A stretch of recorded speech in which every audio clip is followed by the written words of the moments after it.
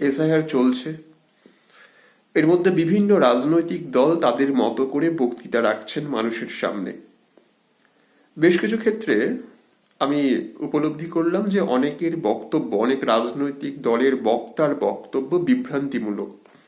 সুতরাং সকলেই শুনবেন তাদের কথা, কিন্তু প্রয়োগ করার ক্ষেত্রে একটু ভেবে চিন্তে নেবেন, একটু যাচাই করে নেবেন। যারা বক্তব্য রাখছেন, যারা মানুষের মধ্যে বিভ্রান্তি ছড়াচ্ছেন, তারা কিন্তু তাদের ফর্ম ঠিকঠাক করে পূরণ করে কিন্তু সঠিক সময়ে জমা দিচ্ছেন। তা আপনাদেরকে সজাগ থাকতে হবে। আমার মনে হয়েছে একজন যুব ভারতবাসী হিসেবে যে প্রসিডিওরটা চলছে এটা হওয়া দরকার। ভুয়ো ভারতবাসীদের চিহ্নিতকরণ করা দরকার, এবং এই পদ্ধতির মধ্যে দিয়ে ভারতবাসীদের কোনো চিন্তার কারণ নেই বলে আমার যেটা মনে হয়েছে। তবে নির্বাচন কমিশন যে কার্যক্রম চালাচ্ছেন তাতে বিএলওদের ওপর মানসিক যে অত্যাচার চলছে সেটা আমারও মনে হয়েছে। একটা এমপ্লয়ির ওপর কতখানি তাকে কাজের প্রেশার দিতে হবে বা কি পদ্ধতি দিতে হবে, বা তার অভাব অভিযোগ শুনবো না, দাদাগিরি করব, আমি এই ভাষাটা ব্যবহার করতে বাধ্য হয়েছি আমার নিজস্ব অভিজ্ঞতা থেকে, যে এটা চলছে নির্বাচন কমিশনে যারা এখন দায়িত্ব রয়েছেন উপর মহলে, এসডিও লেভেল যেটা আছে আর কি। সত্যি এটা আমার মনে হয়েছে অনেক ক্ষেত্রে দাদাগিরি চলছে।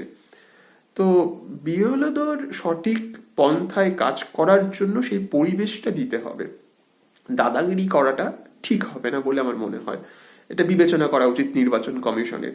কিন্তু যারা বিভ্রান্তি ছড়াচ্ছেন যে এসআইআর মানুষের জীবন জীবিকা সবকিছু চলে যাবে, সকলেই আমরা আমাদের অধিকার হারিয়ে ফেলবো, আমার মনে হয়েছে এই বিষয়টি নয়, বরং ভারতবাসী হিসেবে বৈধ ভারতবাসীর চিহ্নিতকরণ, এবং যারা ভুয়ো আধার কার্ড, ভুয়ো ভোটার কার্ড বানিয়ে আমার আপনার চাকরিতে বা অন্য কোনো অধিকারের সুযোগে মানে আমাদেরকে বঞ্চিত করে, যারা আমরা ন্যায্য ভারতবাসী তাদেরকে বঞ্চিত করে তারা এর মধ্যে ঢুকে আছেন, তাদেরকে চিহ্নিত করা দরকার।